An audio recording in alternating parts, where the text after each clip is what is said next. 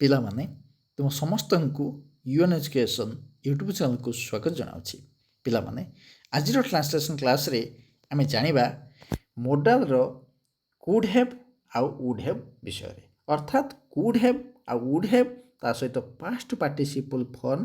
Of the main verb, ଅର୍ଥାତ୍ ଭର୍ବର third ଫର୍ମକୁ ୟୁଜ୍ କରି କିଛି ଓଡ଼ିଆ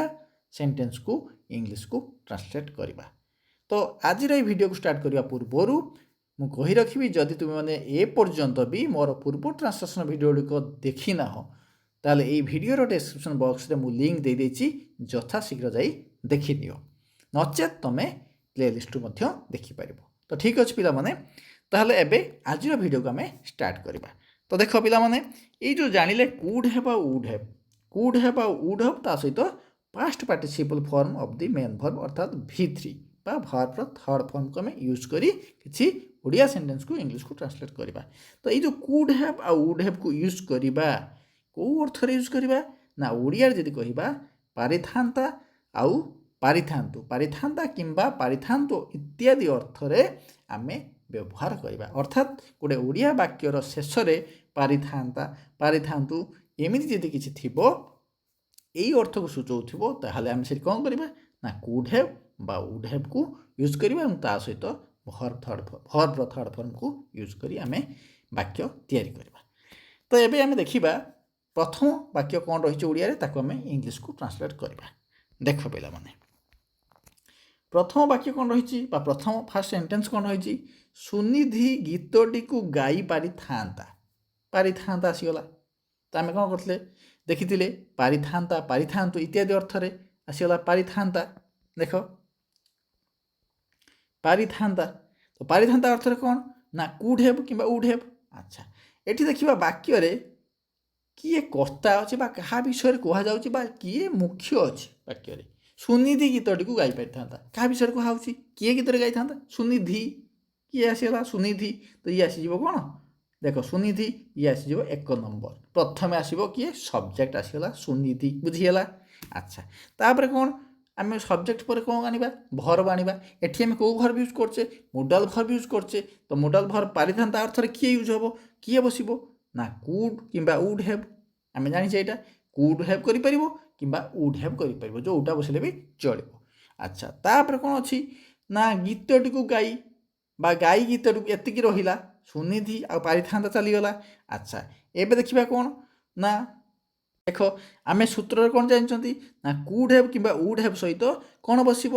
ନା ଭର୍ବର ଥାର୍ଡ଼ ଫର୍ମ ବସିବ। ତ ଏଇଟା ହେଉଛି ସଙ୍ଗ। କେମିତି ହେଲା ନା, ସଙ୍ଗ ହେଉଛି କ'ଣ, ଗୀତ ଗାଇବା। ଏଇ ଯେଉଁ ଗାଇବା ଅଛି, ଗାଇବା ଇଂଲିଶ କ'ଣ ସଙ୍ଗ, କିନ୍ତୁ ସଙ୍ଗର ଥାର୍ଡ଼ ଫର୍ମ କ'ଣ ସଙ୍ଗ, ସେଙ୍ଗ, ସଙ୍ଗ। ତ ଥାର୍ଡ଼ ଫର୍ମ ଆସିଗଲା SUNG ସଙ୍ଗ। ତ ଆସିଗଲା 1 ନମ୍ବର ଆସିଲା ସୁନିଧି, 2 ନମ୍ବର ଆସିଲା ପାରିଥାନ୍ତା କୁଡ୍ ହେଭ୍ କିମ୍ବା ଉଡ୍ ହେଭ୍, 3 ନମ୍ବର ଆସିଲା କ'ଣ ଗାଇବା। ଏଠି ଗାଇ ଯେଉଁ ଅଛି ଗାଇବା, ତ ଅର୍ଥ କ'ଣ ସଙ୍ଗ, ସେଙ୍ଗ, ସଙ୍ଗ। ତ ଥାର୍ଡ଼ ଫର୍ମ ଆସିଗଲା ସଙ୍ଗ ହେଇଗଲା SUNG। ତାପରେ ଶେଷରେ କ'ଣ ଅଛି 4 ନମ୍ବରରେ ଗୀତଟିକୁ ହେଲା। ତ ଏଇଟା ଆସିଲା କ'ଣ ଅବଜେକ୍ଟ ଆସିଲା। ଏଇଟା ଆସିଲା ମେନ୍ ଭର୍ବର ଥାର୍ଡ଼ ଫର୍ମ ହେଲା। ଏଇଟା ଆସିଲା ଅବଜେକ୍ଟ ବା କର୍ମ। ଗୀତଟିକୁ କ'ଣ ଆସିବ ନା ଦି ସଙ୍ଗ ହେଲା, ଦି ସଙ୍ଗ SUNG, ଗୀତଟିକୁ ଦି ସଙ୍ଗ। ତ ବର୍ତ୍ତମାନ ଆମେ କ'ଣ ଜାଣିଗଲେ ନା ସୁନିଧି ଗୀତଟିକୁ ଗାଇ ପାରିଥାନ୍ତା, ସୁନିଧି କୁଡ୍ ହେଭ୍ କିମ୍ବା would have sung the song, SUNG sung the song, ବୁଝିଗଲା ନା। ଆଉ ଥରେ ଦେଖିବା, ଦେଖ ପ୍ରଥମ ସବଜେକ୍ଟ ଆସିଲା 1 ନମ୍ବରରେ ସୁନିଧି ଆସିଗଲା। ତାପରେ ପାରିଥାନ୍ତା ଅର୍ଥରେ କୁଡ୍ ହେଭ୍ କିମ୍ବା ଉଡ୍ ହେଭ୍ ଆସିଗଲା। ତାପରେ ଗାଇବା ଅର୍ଥରେ ସଙ୍ଗଟାର ଥାର୍ଡ଼ ଫର୍ମ ଆସିଗଲା SUNG ହେଲା। ତାପରେ ଗୀତଟିକୁ ଦି ସଙ୍ଗ। ଦେଖ ପିଲାମାନେ, ଆମେ କ'ଣ କଲେ ନା ପାରିଥାନ୍ତା ବା ପାରିଥାନ୍ତୁ ଅର୍ଥରେ କୁଡ୍ ହେଭ୍ କିମ୍ବା ଉଡ୍ ହେଭ୍କୁ ୟୁଜ୍ କରି ଗୋଟେ ଓଡ଼ିଆ ସେଣ୍ଟେନ୍ସକୁ କେତେ ଇଜିରେ ଆମେ ଇଂଲିଶକୁ ଟ୍ରାନ୍ସଲେସନ୍ କରିଦେଲେ ହେଲା। ଏବେ ଦେଖିବା ସେକେଣ୍ଡ ସେଣ୍ଟେନ୍ସ କ'ଣ ଅଛି। ଶିକ୍ଷକମାନେ, ଦେଖ ଶିକ୍ଷକମାନେ ତାକୁ ଏକ ସୁନ୍ଦର ଗୀତ ଗାଇବା ପାଇଁ କହିପାରିଥାନ୍ତେ। ପାରିଥାନ୍ତେ ଅର୍ଥରେ, ପାରିଥାନ୍ତେ ପାରିଥାନ୍ତୁ ଏ ଅର୍ଥରେ ଆମେ କ'ଣ କରିବା ନା କୁଡ୍ ହେଭ୍ କିମ୍ବା ଉଡ୍ ହେଭ୍ ୟୁଜ୍ କରିବା। ଆଚ୍ଛା, ପାରିଥାନ୍ତେ ଅର୍ଥରେ ଏଠି ଆସିଗଲା। ଏଇଠି ଦେଖିବା ପ୍ରଥମେ ବାକ୍ୟରେ କିଏ କର୍ତ୍ତା ଅଛି। ଆମେ ସବୁବେଳେ ଜାଣୁଛେ ଯିଏ କର୍ତ୍ତା, ଯାହା ବିଷୟରେ କୁହାହେଇଛି, ଯିଏ ମୁଖ୍ୟ, ତାକୁ ପ୍ରଥମେ ଆଣିବା, ତାକୁ ଆଗେ ଚିହ୍ନିବା। କିଏ ନା ଶିକ୍ଷକମାନେ ଆସିଗଲା 1 ନମ୍ବରରେ। ତ ଆସିଗଲା ଦି ଟିଚର୍ସ। ଏଠି ଶିକ୍ଷକମାନେ ବହୁବଚନ ଅଛି ହେଲା, ପ୍ଲୁରାଲରେ ଅଛି, ଦି ଟିଚର୍ସ ଆସିଗଲା। ତାପରେ ଖୋଜିବା କିଏ ଭର୍ବଟି ଅଛି, किए भर्व पारिथान्त अर्थ ये मोडाल भर्व यूज होची किए ना कुड हैव किंबा वुड हैव जोटा हेले गोटे बसैबो हैला ये आसीगला सब्जेक्ट आसीगला हैला तापर आसीला कोन अब ये आसीला भर्व आसीला मोडाल भर्व ये आसीला 2 नंबर रे तापर देखिबा कोन ना ए देख कही पारिथान्ते ये कहिबाटा कोन कहिबार इंग्लिश होची टेल एटा आसी केते नंबर 3 नंबर रे हैला कहिबार इंग्लिश टेल किंतु आमे जानिचे कुड हैव सहित किंबा वुड हैव सहित भर्व थर्ड फॉर्म यूज होबो ते टेल रो कोन थर्ड फॉर्म टोल्ड आसी जिवो टोल्ड आसीगला अच्छा तो the teachers could or would have told एति दे आसीगला तापर कोन ना देखो her to sing a sweet song देखो तापर कोन ताकू आसीगला टोल्ड आसी एति दे आसीगला देखो आसीगला वुड हैव टोल्ड तापर कोन ताकू एक सुंदर गीत गाइबा ये आसला के 4 नंबर रे तो सब्जेक्ट आसला 1 नंबर रे भर आसला 2 नंबर रे तापर कहिबा जोटा इंग्लिश होची टोल्ड हला से आसला 3 नंबर रे तापर अछि एक हला ताकू एक सुंदर गीत गाइबा तो her to sing a sweet song तो आउ थे देखि नेबा देखो पिला माने प्रथम आसला सब्जेक्ट 1 नंबर रे तापर कुड और वुड हैव को अर्थ रे पारिथान्त अर्थ रे तापर कहिबा अर्थ रे आसीगला टेल रो टोल्ड हे गला तापर कोन ना ताकू एक सुंदर गीत गाइबा आमे तले पिला माने देखो जतले ओडिया वाक्य टू इंग्लिश को आमे ट्रांसलेट करूचे सेतले एमती हमको कोन करा जिवो प्रथम सब्जेक्ट आनिबा तापर भर आनिबा तापर शेष आडू फास्ट आडू आरंभ आडू जिबा शेष आडू गुटे करि करि जिबा एदा ई सिस्टम रे करा जाय जतले ओडिया वाक्य को इंग्लिश को ट्रांसलेट करा जाय सेही हिसाब रे हम कोन कले ना the teachers could or would have told her to sing a sweet song ताकू एक सुंदर गीत गाइबा पई her to sing a sweet song देखो केते हमें इजी रे कले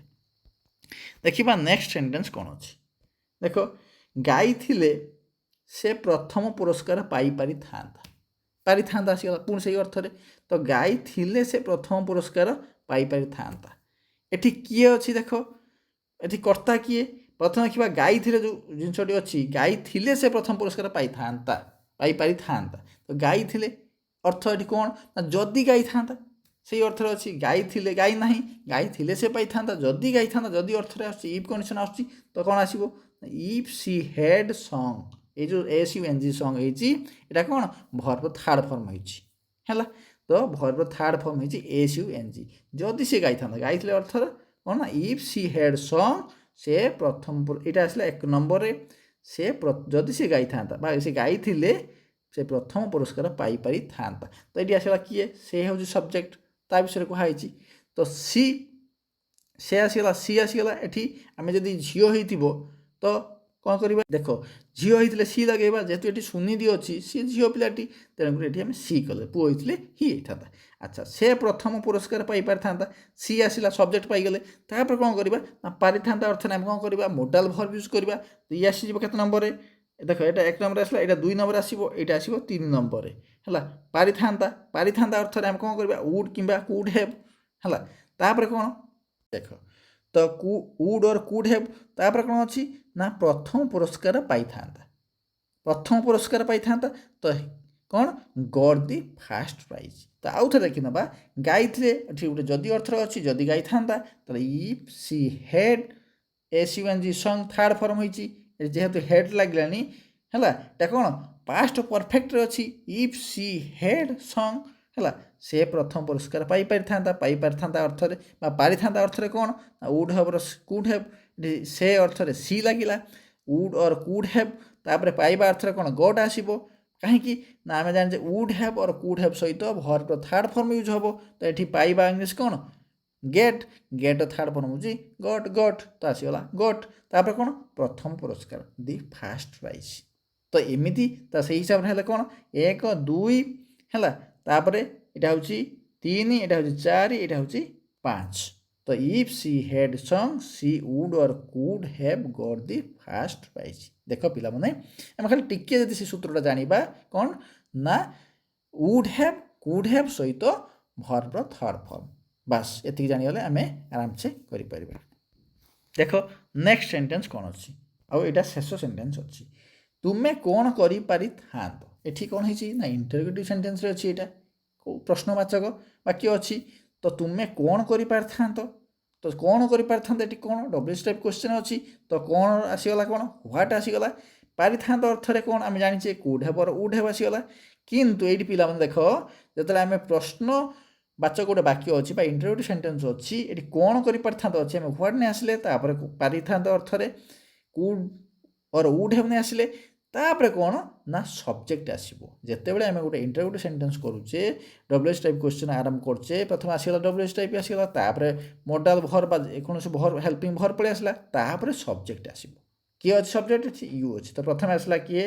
1 नंबर आसला तापर ये पारिथान्त अर्थ 2 नंबर आसला तापर तुम्हें ये सब्जेक्ट 3 नंबर आसला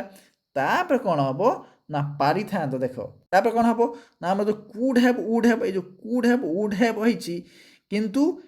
कुड आ उड पूर्वर कुड हो उड हो जोटा गोटे लगे मनकर तुम कुड लगेल कुड हेब लगे कथा तो कुड आ हेब मझीरे सब्जेक्ट रहा कारण यहाँ हूँ इंटरोगेटिव सेंटेंस इंटरोगेटिव सेंटेंस कौन हुए ना प्रथम डब्ल्यूएच टाइप आसगला व्हाट आसगला तापर कुड किंबा उड तापर सब्जेक्ट तापर आसो हेब आउ शेष कौन आसो ना ये करवा इंग्लीश अच्छी करवा इंग्लीश कौन डू किंतु ये कौन हम ना कुड किंबा उड हेब सहित भर्बर थर्ड फॉर्म यूज हो कौन है ना डन है तो से हिसाब से कौन है तो प्रथम आसला व्हाट तापर पारिथान्त अर्थ आसला कुड और उड हेब तापर ये सब्जेक्ट किए 3 आसला तुम्हें तापर डन यहाँ हूँ 4 नंबर आसला तो व्हाट कुड और उड जोटा हेल्ले गोटे बस मुझे दुईटा तुमको जोड़ाई बसई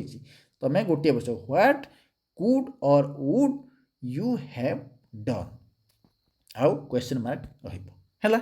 तो पिला माने देखो आम आज जो ट्रांसलेशन क्लास रे कौन कले ना पारिथान्त अर्थरे आम क्या यूज कले ना कुड हेव किंबा वुड हेव सहित past participle form of the main verb अर्थात वर्ब थर्ड फॉर्म यूज करी आम ओडिया सेंटेंस को इंग्लिश को ट्रांसलेट कले देख पूरा इजी ट्रिक रे कले किसी असुविधा रहा कि किसी ना तो खाली आम टे सूत्रटा जाना पड़ो तो पिला माने आज क्लास को एट एंड अप करवा तुमको मुझे आशा करुच्ची निश्चित भल लगी किसी शिक्षण जिनस तुम शिक्षा पाई जदि शिक्षा पाइच ताहले निश्चित तुम मूल्यवान मतामत कमेंट बॉक्स रख जदि किसी डाउट्स थी भी मूल्यवान मतामत रख डाउट्स थिले मत भी रख कमेंट बॉक्स रे एवं ता सहित जदि भल लगी निश्चय लाइक टे कर मु उत्साहित हेबी आउरी ये टाइप वीडियो तुम नहीं आसबि ता सहित सांग मान भितर शेयर कर नॉलेज बांट और नुआ कर चैनल को आसले निश्चय सब्सक्राइब कर रखि कारण यही टाइप तुम translation video Odia to English translation video आउ रहिला इंग्लिश ग्रामर ओडिया ग्रामर एमती बहुत सारा तुम पाठर वीडियो यही चैनल तुम मैंने पाइपर तेणुक ठीक अच्छी आज वीडियो को एट एंड अप करवा पुणी खूब शीघ्र आउ एक नुआ वीडियो नहीं आसबि से विदाय दियो रोची धन्यवाद थैंक्स फॉर वाचिंग।